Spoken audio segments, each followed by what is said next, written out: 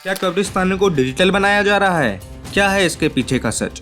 ऐसा railway station जो आधा गुजरात में है और आधा महाराष्ट्र में। दुनिया की सबसे बड़ी चिड़िया कौन है? कुत्ते हड्डी को ही बार बार क्यों चबाते हैं? ऐसा कौन सा भालू है जिसकी जीभ दुनिया में सबसे लंबी है? इन सभी सवालों का जवाब आपको आगे इस वीडियो में मिलेगा, तो बने रहिए हमारे साथ आगे इस वीडियो के एंड तक।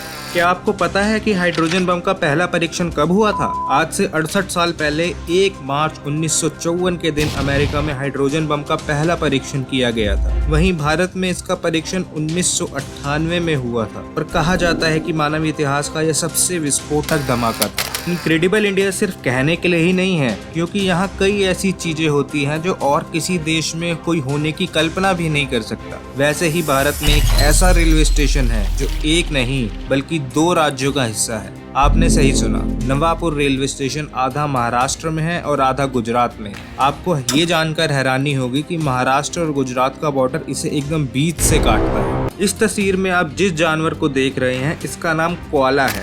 ये एक बहुत ही अजीब दिखने वाला जानवर है और ये कोआला ऑस्ट्रेलिया के जंगलों में ही पाए जाते हैं। यह जीव दिखने में पांडा या भालू जैसा है, लेकिन ये पांडा और भालू से बिल्कुल अलग है, क्योंकि यह केवल वेजिटेरियन होते हैं। ये बिल्कुल मांस नहीं खाते और खाली पत्ते ही खाते हैं, और ये रहते भी खाली पेड़ों के ही ऊपर हैं। तो इससे आप अंदाजा लगा सकते हैं कि ये और भालुओं की तरह नहीं है और एकदम विचित्र भालू है, या कह सकते हैं भालू जैसा ही कोई जानवर।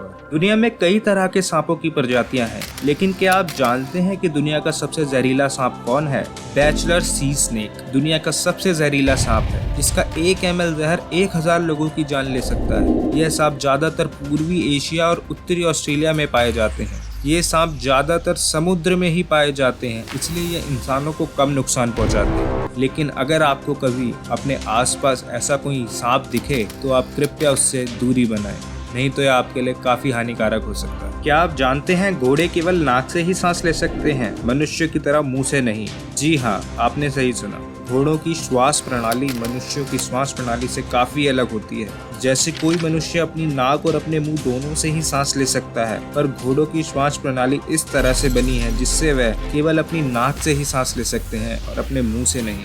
क्या आप जानते हैं कि भगवान शिव का एक ऐसा मंदिर है जो कई घंटों के लिए समुद्र में चला जाता है? जी हाँ, गुजरात में स्थित एक ऐसा मंदिर है जो कुछ घंटों के लिए समुद्र में समा जाता है। यह मंदिर अरब सागर में गुजरात के वडोदरा के पास मौजूद है। इस मंदिर का नाम स्तंभेश्वर महादेव है। जब भी समुद्र में हाई टाइड आता है तो यह मंदिर कुछ घंटों के लिए समुद्र में समा जाता है। क्या आपने कभी इस मंदिर के बारे में सुना है? अगर नहीं तो हमारे चैनल को सब्सक्राइब कर दीजिए, क्योंकि ऐसे ही विचित्र फैक्ट्स आपको आगे हमारे चैनल पर मिलते रहेंगे, जिससे आपका ज्ञान भी बढ़ेगा और हमें भी सपोर्ट मिलेगा। आप जानते हैं भारत का पहला पायलट लाइसेंस पाने वाले व्यक्ति और कोई नहीं बल्कि JRD टाटा थे, जिन्होंने 1929 में पायलट लाइसेंस हासिल किया था। यही आगे जाके उनकी सफलता की पहली सीढ़ी थी। बाद में वो फादर ऑफ सिविल एविएशन भी कहलाए और 1932 में उन्होंने टाटा एयरलाइंस का निर्माण किया, जो कि उस टाइम इंडिया की एयरलाइंस की जान बनी, और अब उसे आप एयर इंडिया के नाम से भी जानते हैं।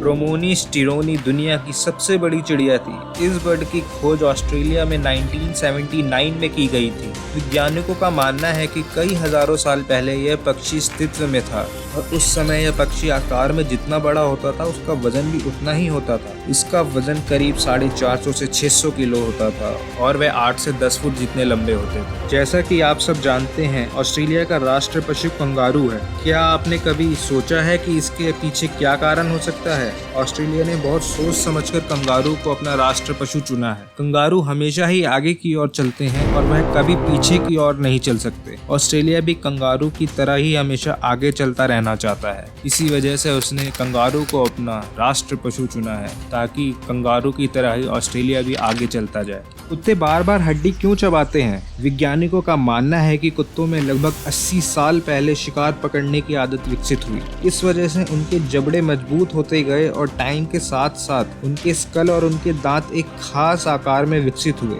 जो कि उनको शिकार करने में काफी मदद देने लगे। इसी वजह से आज घरेलू कुत्तों को भी मांस खाना और हड्डी चबाना अच्छा लगता है।